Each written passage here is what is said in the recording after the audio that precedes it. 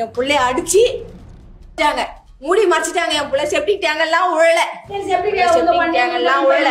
என் பிள்ளைய அடிச்சு சரி, எது நடந்தாலும் சொல்லுவாங்கல்ல.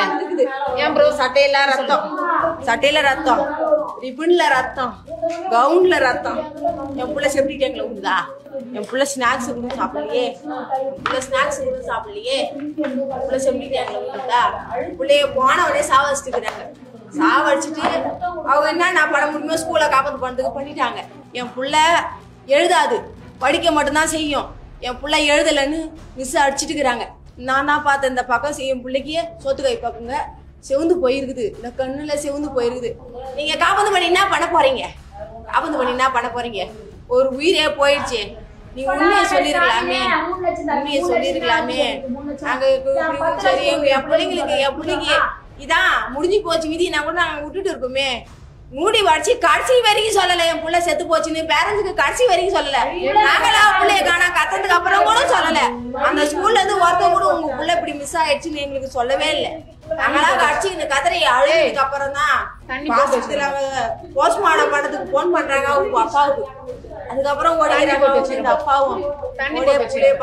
எத்தனை மணிக்கு உங்களுக்கு தகவல் கொடுத்தாங்க ஸ்கூல்ல இருந்து உங்க குழந்தை தான் தவறி இருக்காங்க அப்படின்றத ஏதாவது சொன்னாங்களா? ஒன்று கீழே விழுந்துருச்சுன்னு, பாத்ரூமில் வழிக்கு விழுந்துருச்சுன்னு 4 மணிக்கு ஃபோன் பண்ணாங்க. 4:30 மணிக்கு போயிட்டு தான் பார்த்தேன் என் பொண்ணு. நான் மார்ச்சில் இருக்குதுன்னு சொன்னாங்க. போய் கேட்குறேன், அனாதை பொண்ணு அப்படின்னு சொல்லி சேர்த்துருக்குறாங்க. இந்த மாதிரி நான் வந்து முடியுமாக ஜிஹெச்சுக்கு வந்துடுங்க, குழந்தைய அங்கே கூட்டின்னு வந்துட்டோம், பாத்ரூமில் வழிக்கு விழுந்துச்சுன்னு சொன்னாங்க.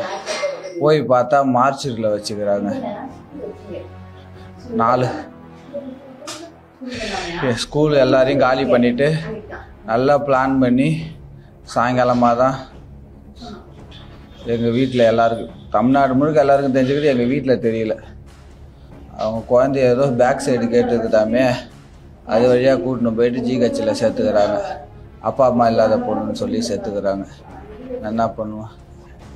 எங்கள் அண்ணி போய் குழந்தை எங்கன்னு கேட்டதுக்கு குழந்தை லியா லட்சுமின்னு கூப்பிட்றாங்க. வேறு டீச்சர் கூப்பிட்றாங்க. போய் கேட்டால் நீங்கள் தான் லியா லட்சுமி அம்மாவா? பக்கத்து டீச்சர்கிட்ட போய் கேட்குறாங்க. குழந்தை காணோன்னு தேடுறாங்க. ஆனால் அதுக்கு முன்னாடியே கூட்டின்னு போயிட்டாங்க. அங்கே வேலை செய்கிறவங்களுக்கெல்லாம் கார்மேகன் டெய்லர் பொண்ணுன்னு எல்லாருக்கும் பேத்தின்னு தெரியும். எல்லாருக்கும் இந்த மாதிரி பண்ணிட்டாங்க. உங்கள் குழந்தை தானே உங்களுக்கு எல்லாருக்குமே தெரியும் இல்லையா? என் குழந்தை எல்லாருக்கும் தெரியுங்க.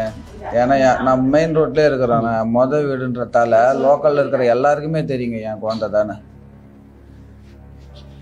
அங்கே இருக்கிற வாட்ச்மேனு, டிரைவரு எல்லாருக்கும் தெரியுங்க. கார்மேகன் டெய்லர் பேத்தினா எல்லாருக்கும் தெரியுங்க. அவ்வளோ சூப்பராக பேசுவாங்க. ரோட்டில் கடையில் தான் உட்காந்து இருப்பாங்க. வரவங்கட்டெல்லாம் நல்லா பேசுவாங்க. இந்த மாதிரி பண்ணிட்டாங்க. கோரிக்கைன்றது என்னன்னா, அவங்களுக்கு தண்டனை வேணும். ஸ்கூலை மூடணும்.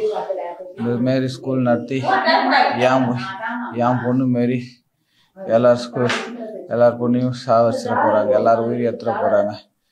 ஸ்கூல் திறக்காதீங்க, ஸ்கூலை இழுத்து மூட சொல்லுங்க. காலையிலே நடந்துக்கிட்டாங்க.